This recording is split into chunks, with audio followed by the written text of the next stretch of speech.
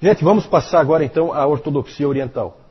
Por que nós temos que obrigatoriamente falar da Igreja Ortodoxa Oriental agora? Porque ela vai surgir.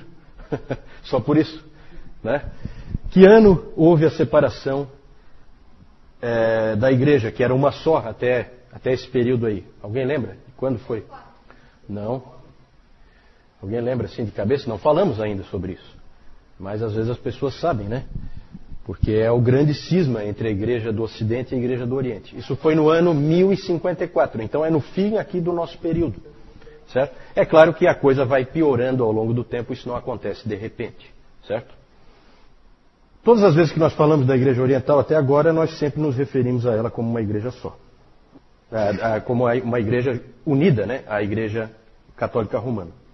Era uma igreja só, a Igreja Católica, não romana, a Igreja Católica. Católica e ortodoxa. Porque um problema nessa divisão que houve entre catolicismo romano e ortodoxia oriental é que um ficou com raiva do nome que o outro pegou. Por quê? Porque os católicos não se consideram menos ortodoxos do que os orientais. E os orientais não se consideram menos católicos do que os romanos. Né? Então são nomes assim que cada um roubou para si e que realmente não faz muito sentido, porque na verdade católico não é adequado, porque você tem duas igrejas, não é uma igreja universal. E, na verdade você tem até mais, porque tem aquelas outras, de outras divisões anteriores. E ortodoxa também não é adequado, porque a ortodoxa oriental não é a única que segue aquela ortodoxia dos concílios. Certo? Não, começou no Oriente, porque todos os concílios foram no Oriente. É interessante isso. É interessante que todos os concílios que valeram para a igreja como um todo, todos eles ocorreram no Oriente. Não sei porquê, né? Mas aconteceu assim. Né? Começa já as diferenças entre esses dois lados começam gradativamente. E uma diferença básica é a diferença de língua. A igreja do Ocidente foi migrando para utilizar o latim e a igreja oriental permaneceu com o grego. Né? Permaneceu com o grego. Então alguém já disse que os dois lados não conseguiam se entender porque eles não conseguiam se entender. Captaram? Né? Porque para os romanos parecia que os outros estavam falando grego. A igreja oriental, a igreja ortodoxa oriental, ela gosta de se intitular como a igreja dos 7 concílios. É fácil de lembrar dos 7 concílios, alguns nós vimos em detalhe. É fácil de lembrar o que eles trataram. Niceia e Constantinopla, os dois primeiros, trataram da Trindade, doutrina da Trindade. Principalmente, tem outras coisas subsidiárias, mas para a gente lembrar a principal coisa que foi definida ali, né? Os outros todos, Éfeso, Calcedônia, Constantinopla II, Constantinopla III, todos eles trataram da doutrina de Cristo. Lembram que eu falei que Calcedônia não resolveu, que no Oriente continuou a briga na questão das duas naturezas de Cristo, e aí toda hora tinha que convocar um outro concílio, porque não havia acordo, e só no Ocidente, de cara, isso eu falei também, de cara a Calcedônia foi aceita no Ocidente. Né? Cristo tem duas naturezas, a natureza humana e a natureza divina, independentes na mesma pessoa. E por último, o último concílio, Niceia II, em 787, tratou dos ícones. Depois nós vamos falar disso. E aí a gente tem uma primeira característica. A Igreja Oriental, ela se considera a Igreja dos 7 concílios porque eles são extremamente cuidadosos em nunca modificar nenhuma decisão de um concílio. Então essa é a primeira característica da Igreja Oriental. Gravem isso na cabeça. Ela não muda. Ela não muda nunca. Ela é sempre igual. Isso foi crescendo, eu já falei para vocês que eles achavam que os ocidentais pensavam demais, iam longe demais. Eles não, eles sempre defenderam o mistério, uma coisa assim, só que eles ficaram tão no mistério que não evoluíram mais nada. Então ela não muda, ela é sempre igual. Os teólogos da Igreja Oriental, todos os pais, ela compartilha com a Igreja Ocidental até Agostinho. Até Agostinho. Porque Agostinho é do Ocidente. A Igreja Oriental não reconhece Agostinho. Certo? Agostinho já é um teólogo do Ocidente. E ela, depois dos pais, ela teve os seus próprios teólogos, que foram influentes. Alguns vou citar alguns nomes aí. João Climacus, esse escreveu A Escada da Ascensão Divina, então é um indivíduo importante para os místicos. Mais tarde nós vamos falar dos místicos, do cristianismo místico. Maximus, o confessor, também foi um nome importante. Mas o mais importante é esse que eu estou mostrando aí, que é o João Damasceno. João de Damasco. Por isso João Damasceno. Esse Damasceno é o cara que é de Damasco, da cidade de Damasco. Damasco, capital da... Hoje de manhã, da onde? Síria, exatamente. Antioquia fica na Síria também, mas não é a capital. A capital, Damasco. O Newton falou hoje de manhã do Naamã, né? Naamã, onde é que morava o Naamã? Em Damasco, na Síria. Então isso aí é uma cidade muito antiga, né? Que já existia lá nos tempos do Velho Testamento. João Damasceno, ele nasceu numa família cristã, viveu no 7º e 8º séculos, já sob a Síria já tomada por quem? Quando ele nasceu. A Síria já estava tomada pelos... O que vocês acham? Século VII ele nasceu, né? Final do século VII. Muçulmanos, exatamente, muçulmanos. Muçulmanos já tinham tomado, então ele nasceu, ele era cristão, ele era de uma família cristã, nasceu numa família cristã, mas num país muçulmano. E ele trabalhava no governo de Damasco, interessante. Só que ele foi corajoso o suficiente para escrever um livro contra o Islã. Vai ter coragem assim no outro lado. E ele chamava o Islã de a heresia ismaelita. Porque realmente quando você estuda um pouquinho mais a fundo o islamismo, você vê que ali tem elementos tremendamente fortes de judaísmo e de cristianismo. É uma mistura, uma salada, né? Vários dos profetas ali são profetas, são personagens do... Né? Ibrahim, quem é Ibrahim? Abraão, né? O próprio Jesus, Issa, né? É também um profeta deles lá. Então eles têm esses personagens aí que se sobrepõem aí ao judaísmo e ao cristianismo. E ele escreveu o livro mais importante desse cara, do João Damasceno, foi A Fé Ortodoxa. Esse livro é fundamental porque ele é a teologia sistemática da Igreja Ortodoxa Oriental. A fé ortodoxa. A fé ortodoxa.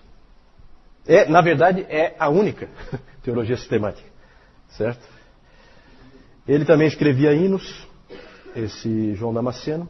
Ele é importante para definir qual é o pensamento ortodoxo. Eu quero fazer um comparativo rápido, porque evidentemente nós temos um foco aqui na divisão que houve, que vai acontecer no final desse período.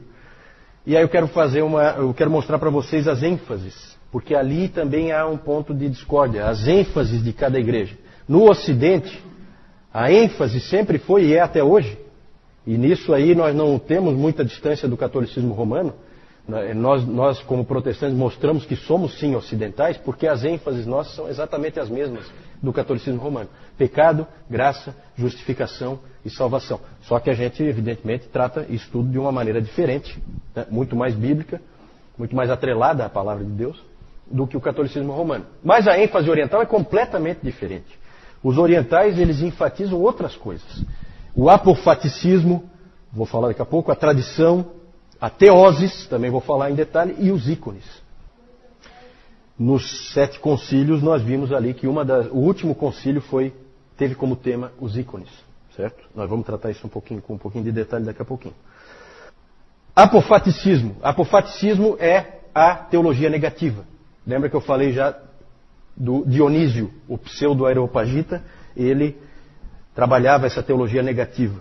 Então eles têm essa ênfase em que a gente não pode conhecer a Deus, em que nós estamos no escuro, em que há mistérios, tudo é nebuloso, certo? Isso é uma ênfase deles. Por causa disso, e porque a igreja deles nunca muda, então não há diversidade.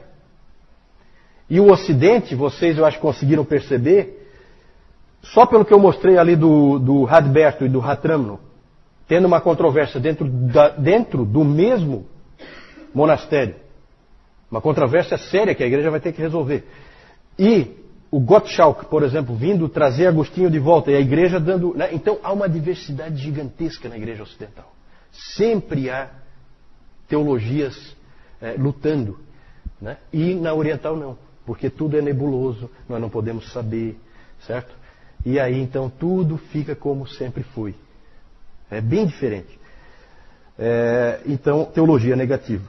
ênfase no mistério e na sombra em vez da luz. Tradição.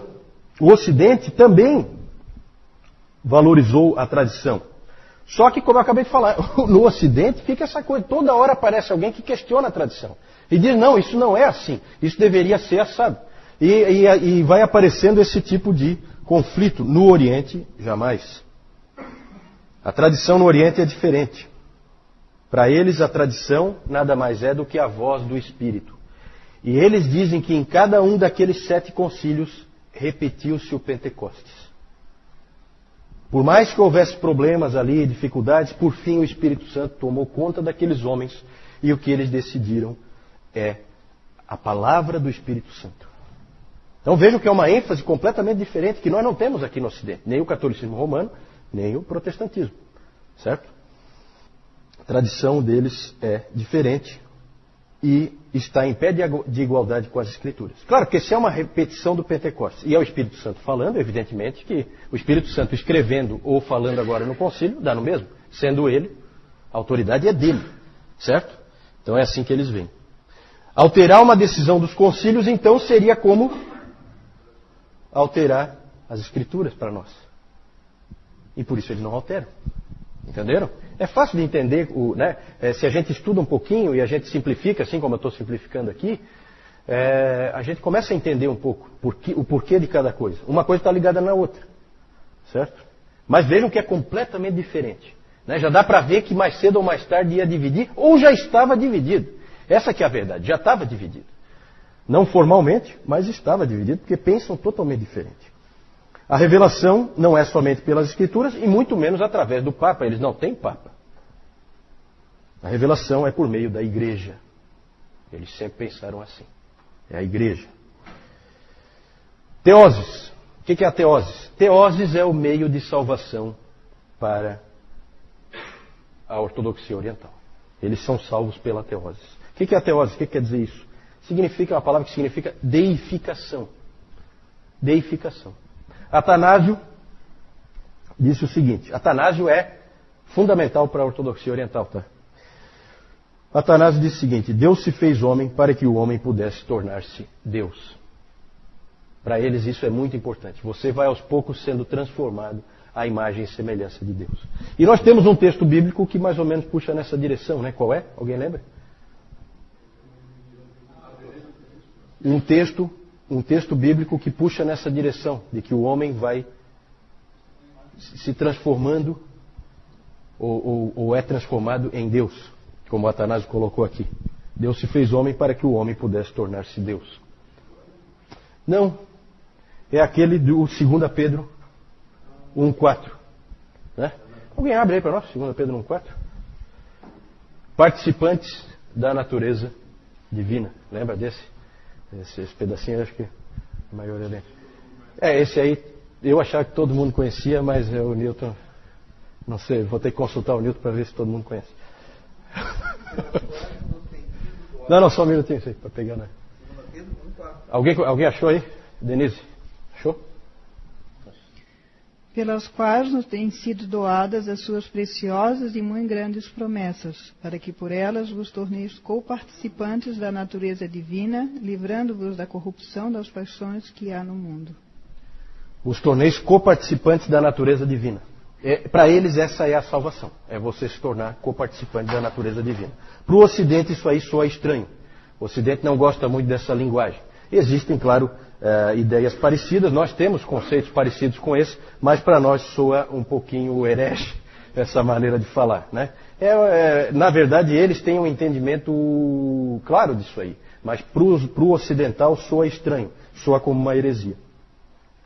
Há pessoas no Ocidente que constroem em cima dessa ideia, geralmente são místicos, mas não é bem aceita normalmente no Ocidente, ela tem uma certa resistência. No Oriente é praticamente o meio de salvação. Vou falar dos ícones. O uso dos ícones. O que são os ícones? Ícones são as imagens de Cristo e dos santos. Quando um protestante vai para uma igreja oriental, na Rússia, principalmente na Rússia, né? Hoje a ortodoxia oriental, o forte dela está na Rússia. Constantinopla não existe mais, chama-se Istambul, e é muçulmano até o último fio do cabelo. Então a ortodoxia, o grande centro da ortodoxia é a Rússia. E o cara se assusta quando entra lá, porque é tanta imagem, e tanta pintura, e tanta estátua, que realmente assusta. Para eles é muito importante essas figuras, essas imagens que são chamadas de ícones. Elas estão em todo lugar. Geralmente no centro dos templos deles há uma figura de Cristo, que é a mais central. E uma coisa interessante é que você dificilmente vai encontrar uma imagem de Cristo crucificado. Oi. Sim, no catolicismo romano também existem muitas imagens, mas ali no Oriente é um absurdo. Eles consideram muito importante as imagens dos santos e de Cristo. E no caso do... Oi. Não, é aquela padrão mais ou menos. Depois o João vai mostrar uma ali. Não é muito diferente, não. Porque no início era uma igreja só, né? Aí depois é que vai... Né? Geralmente no centro, então, tem essa imagem e é diferente do Ocidente. No Ocidente costuma-se muito representar Cristo na cruz. Cristo crucificado. Raramente no Oriente você vai ver essa imagem. Ela não existe. Cristo é sempre apresentado como o chamado Cristo Pantocrator. Pantocrator. O Senhor de todas as coisas. Então é um Cristo rei. Ele sempre põe um Cristo que é um rei. No Oriente houve um problema muito sério nessa questão dos ícones. Houve um problema dos iconoclastas. O que é um iconoclasta? Eikon, tem na Bíblia, né? Eikon. Ele é a imagem do Deus invisível. Ele é o ícone do Deus invisível. Né? Não é Colossenses 1,15? Ele é a imagem do Deus invisível. Vai ver lá no grego, é Eikon. Então, o iconoclasta, Eikon é uma imagem, e clastos é quebrar. Então os iconoclastas são os que quebram imagens. E houve um problema muito sério. Levantou-se pelo século VII e VIII, principalmente no século VIII, apareceram esses iconoclastas, que eram indivíduos que achavam que não podia ter essas imagens. E aí apareceram imperadores que eram iconoclastas. E o principal deles é Leão III, que era um imperador bizantino, o Isuriano. Ele, em 730, mais ou menos ali por 730, ele então mandou quebrar e destruir todas as imagens que havia. Na Oriental, na Igreja Oriental. Por que isso? Os historiadores estudam isso e eles dizem que os imperadores temiam o poder dos mosteiros. Os mosteiros eram muito poderosos. E eram eles que incentivavam a veneração das imagens, eram eles que faziam as imagens, eram eles que pintavam as figuras, então eles tinham tudo na mão. E aquilo dava poder para eles. Outra coisa que se imagina também que tenha provocado a iconoclastia, o ataque às imagens, pode ter sido, esse violento, né? Pode ter sido por causa da influência muçulmana, que os muçulmanos estavam ali muito perto, e muçulmano não tem imagem em hipótese alguma. Então os muçulmanos achavam aquilo ali, um povo, na verdade, um povo pagão, que tinha templos cheios de imagens, era assim que o muçulmano via o cristão. E aquilo ali era um mau testemunho, né, diante dos muçulmanos. E provavelmente também muitos encaravam aquilo como errado por mero erro teológico, porque a Bíblia não condena isso aí. Né? Então houve esse problema dos iconoclastas. Esse problema levou à convocação daquele concílio, o sétimo concílio, em 787, para resolver essa questão, para se decidir, pode ter os ícones ou não. Na verdade, gente, olha, teve muitos abusos aí. Só para citar um exemplo, o que começou a se fazer era se pegava uma imagem aqui no templo, então tem uma estátua ali de um santo qualquer, e se raspava um pouquinho da pintura dentro do cálice, do vinho, que é para energizar. Que ficava muito mais poderoso se tivesse aquela raspinha. Né? Então esse tipo de abuso, esse tipo de coisa, isso aí irritava muita gente. Vocês podem imaginar por quê. Então o clima estava ruim. Isso aí foi tudo no Oriente, tá?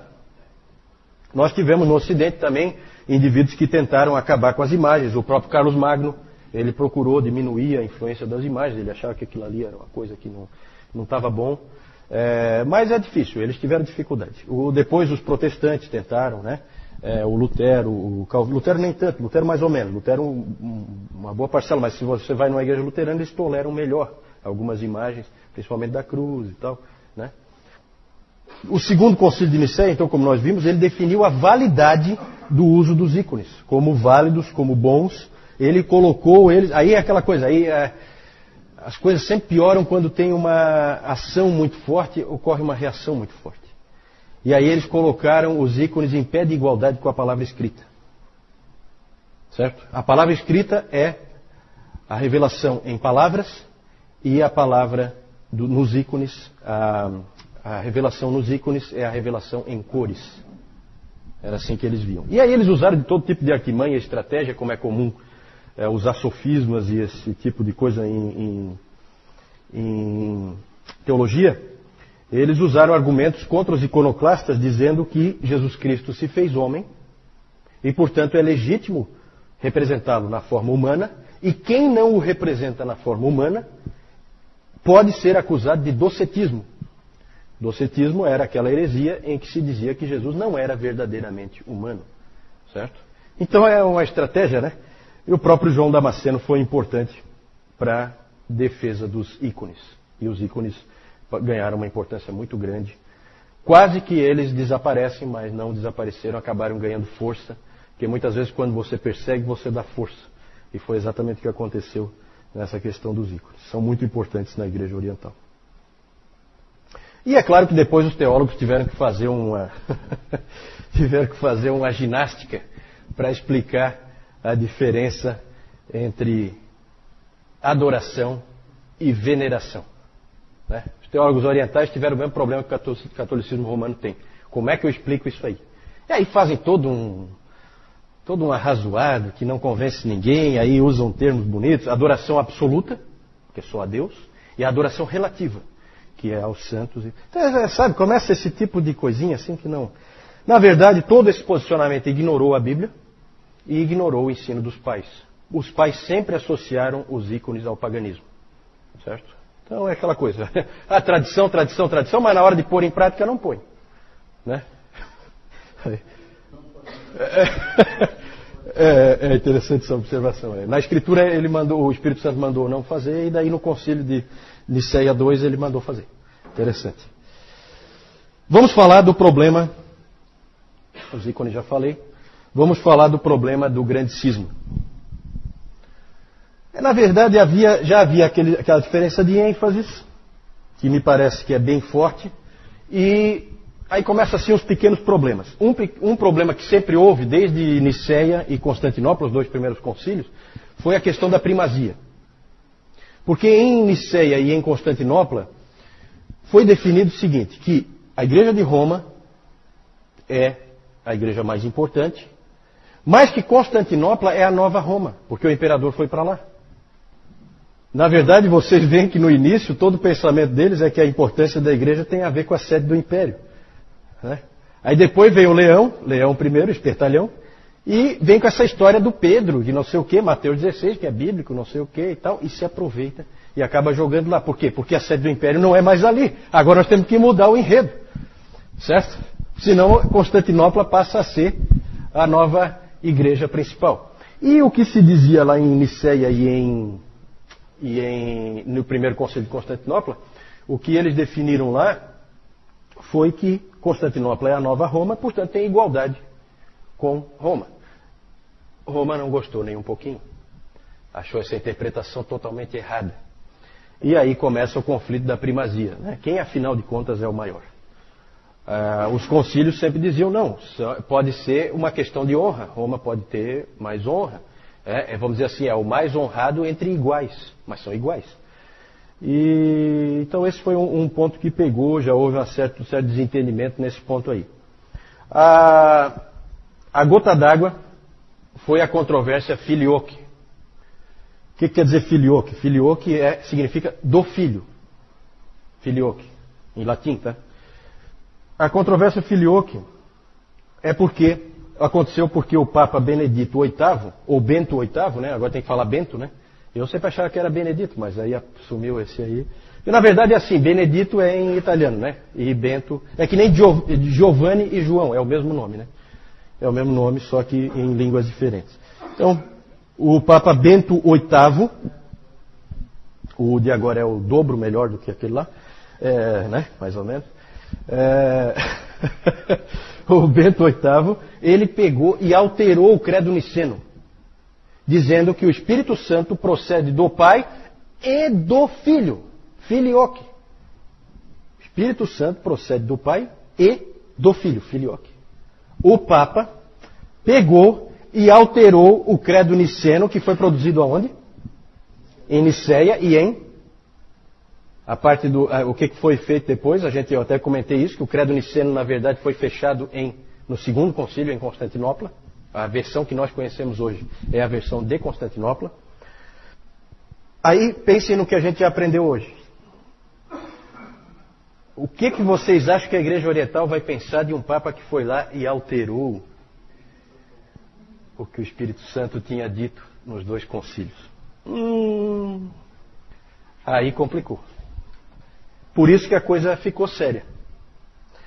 Porque para a Igreja Ocidental, o Papa pode fazer o que bem entender, é a autoridade absoluta, o vigário de Deus na Terra, pode fazer o que bem entender, está sempre certo.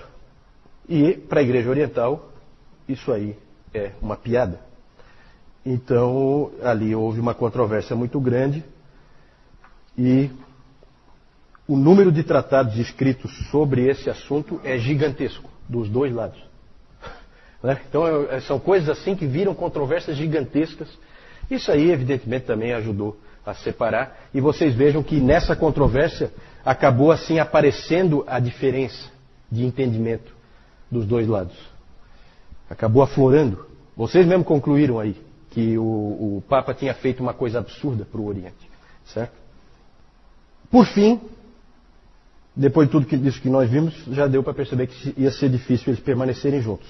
Houve uma separação temporária no IX século, que acabaram se acertando, e em 1054 o cardeal Humberto foi enviado pelo Papa Leão IX, e aí tem umas coisas tão confusas na história da igreja, eu não quero entrar em detalhe, mas o cardeal Humberto foi emissário do Papa, ele tinha autoridade do Papa, ele foi até lá em Constantinopla e ele foi lá para ter um entendimento com o Miguel Cerulário, que era o patriarca de Constantinopla, e os dois acabaram brigando lá e um excomungou o outro.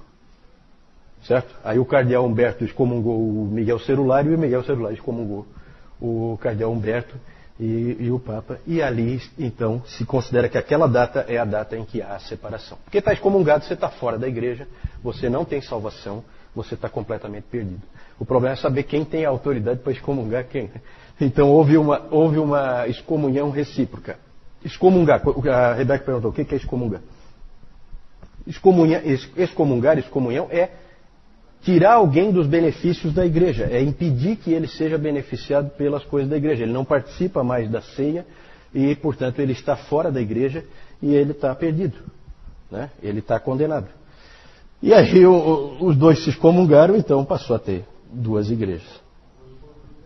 Eu acho que sim, né? Eu acho que foram. E o interessante é assim, né? Porque aí as coisas confusas, eu não queria entrar nisso, mas quando o cardeal Humberto chegou lá, o Papa Leão IX tinha morrido, mas ele não sabia. Então há quem diga que não valeu. Porque o emissário do Papa não podia ser emissário do Papa se o Papa está morto. Então não valeu a excomunhão do Humberto. O Humberto não podia ter excomungado. Então umas discussões assim esquisitas. Uma coisa. Depois disso, gente, um monte de anátemas para todo lado. Isso é uma fraternidade, uma coisa bonita. Bonito isso. Né? Era anátema para todo lado, era bula papal detonando com os caras de Constantinopla, do outro lado vinha também. Olha, exemplo, né? Os anátemas só foram removidos em 1965. Olha só, gente. Olha só. Quase 1000 anos depois, os anátemas foram removidos. O cisma persiste até hoje. É claro que o ataque dos cruzados a Constantinopla, que nós vamos ver mais para frente, o ataque dos cruzados a Constantinopla foi o golpe final. Ali não teve mais jeito, não tinha mais como eles se entenderem. João. Aqui, como já está dizendo, nós temos a figura de João Damasceno, né? Ele que foi o que escreveu a fé ortodoxa, que é a teologia sistemática, foi a única que existiu lá daquele período oriental ali, né? E aqui, nós temos aqui aquela figura que, como o Juliano explicou, a ortodoxia oriental não via Cristo pregado na cruz, mas via Cristo assim. Tá? Aqui com a Bíblia. Não. E aqui esse significado aqui da mão aqui, ele tem um significado também todo especial ali que eles dão para isso aí, tá? A pergunta da Jussara é sobre a questão do fato do cristianismo ter nascido no Oriente. O próprio Jesus Cristo e todos os primeiros cristãos eram orientais e que, portanto, haveria, em tese, uma tendência da interpretação oriental estar mais próxima da verdadeira do que a interpretação ocidental. Qual o problema aí? O problema é que fica claro que a interpretação oriental ela é uma interpretação grega. De grego, os judeus não tinham nada. Na verdade, eles não eram orientais, eles eram judeus. É bem diferente. A Palestina foi destruída. No ano 70, Jerusalém foi varrida do mapa e no ano 135, Adriano resolveu acabar o serviço e espalhou os judeus por tudo que é canto. Né? Então os judeus sempre foram isolados, sempre foram um povo isolado, o próprio Antigo Testamento mostra isso. Então esse pensamento oriental é um pensamento grego. Grande pedra de toque, que cidade dá qual é a cidade que dá a maior luz sobre como deve pensar a Igreja Ortodoxa Oriental? Pelo que nós já vimos. Não. Alexandria. Francisco matou lá. Alexandria. Certo? Esse pensamento é pensamento alexandrino. É pensamento egípcio. Certo? Esses caras foram os mais influentes para a ortodoxia oriental. Né? Então a gente não pode cair nisso aí. Na verdade, nós vimos ao longo da nossa história, nós vimos que é histórico. A explicação para eles pensarem assim é histórica. Eles pensam assim por causa de fatores históricos que foram aparecendo. Né? Inclusive decisões de concílios, para onde que a coisa pendeu. Alguns dos seus mestres acabaram levando numa determinada direção. Então é mais por causa disso aí. Por isso que a gente está sempre vendo aquele texto de Isaías 48, seca-se a erva, cai a sua flor, mas a palavra do nosso Deus permanece eternamente. A grande vantagem dos ocidentais é que eles permaneceram mais perto da palavra, especialmente os protestantes, que realmente quiseram voltar à palavra, já que os católicos romanos tinham ido para muito, mas muito longe da palavra de Deus. Né? Então, graças a Deus, porque a palavra de Deus permanece eternamente e é a nossa rocha. Né? E ali a gente vê que não tem nada disso aí. Quando a gente pega a palavra na mão, a gente vê que ela é bem direta, não tem esse mistério todo que eles falam. Não é assim, não é a teologia negativa. Paulo pega e descortina tudo. E abre, e revela, e mostra. Claro, sempre por orientação do Espírito Santo. O Espírito Santo está revelando, ele está abrindo, descortinando.